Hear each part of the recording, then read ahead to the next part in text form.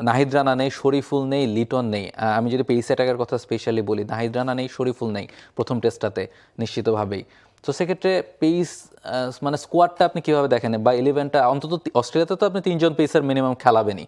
So 3জন pacer আপনি কাকে এবাদত কিন্তু খেলতে পারবেন না, এবার তো খেলবেন না, তিনিও বাবা হচ্ছেন এবং তিনি ছুটি চেয়েছেন। এক্স্যাক্টলি। সো কাকে কাকে দেখেন? খালেদ, হাসান মাহমুদ, তাসকিন খালেদ, এক্স্যাক্টলি। ঠিক আছে। আর এর সাথে আপনি একটা প্লেয়ারকে রাখতে পারেন, সেটা হচ্ছে মুশফিক হাসান। তার কিন্তু সেই স্ট্যামিনা আছে, পেস আছে, খারাপ হবে না। মানে আপনার হাতে থাকা অপশনগুলোর মধ্যে যেহেতু সবাই ইনজুর্ড, সো অন্তত নিয়ে যেতে হবে তো আপনাকে, কারণ আপনি তো অন্তত 5জন পেসার নিয়ে যেতে চাইবেন ফার্স্ট টেস্টের স্কোয়াডে। এক্স্যাক্টলি। সো সেক্ষেত্রে তাও আমরা খুঁজে 4জন পেয়েছি, এবং আপনার এই 4জন পেসার খেলানোর যে লাক্সারি, সেটা আর এই মুহূর্তে বাংলাদেশের থাকতো না। AKS অর্জন করলো গিনেস ওয়ার্ল্ড রেকর্ডস। AKS আমি যেটা মনে মনে চাচ্ছিলাম যে তাসকিন, শরীফুল, হাসান মাহমুদ এবং সঙ্গে হচ্ছে যদি নাহিদ রানা তো নাই, মানে নাহিদ রানা মানে যদি সেকেন্ড টেস্টেও থাকতেন তাহলে এটা কম্বিনেশন হতে পারতো। তাসকিন, শরীফুল, হাসান মাহমুদ, সাথে হয়তোবা খালেদ। সো এরকম একটা কম্বো কিন্তু হতে পারতো, কিন্তু সেটা আর এই মুহূর্তে হচ্ছে না। তো মানে কি মনে হয় যে হাসান মাহমুদ আমরা দেখেছি যে কাউন্টার ক্রিকেটে খুব ভালো ক্রিকেট খেলেছেন, কিংবা তিনি এরপরেও ফ্র্যাঞ্চাইজি লিগগুলোতে LPL থেকে গতকালকে তিনি দেশে ফিরছেন।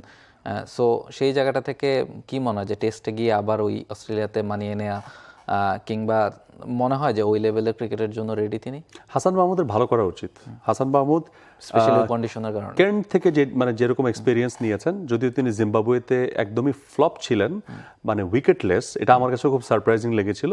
বাট হইতে পারে ইন আ গিভেন ডে একটা বোলার বা একটা ক্রিকেটার সামহাও তিনি তার রিদমে ছিলেন না। অ্যান্ড ফলোড বাই LPLও কিন্তু তিনি ভালো খেলেছেন। লাস্ট ম্যাচে হয়তো বা তিনি উইকেট পাননি, বাট তার আগে একটাতে 3টা, আরেকটাতে 2 wicket. That was really splendid from Hasan Mahmud. এবং টপ অর্ডার ব্যাটারদের উইকেট তিনি পিক করছেন, নট যে তিনি টেলেন্ডার মানে ব্যাটারদের উইকেট নিচ্ছেন।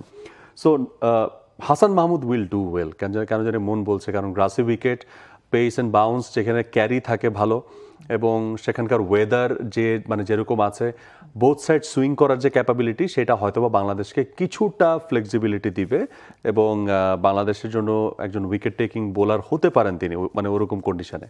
এবং সেটাই হওয়া উচিত, যেহেতু নাহিদ রানা নেই। তাসকিন এবং হাসান মাহমুদ এই দুজনে কিন্তু আপনার এখন এই মুহূর্তে main stream bowler on that condition.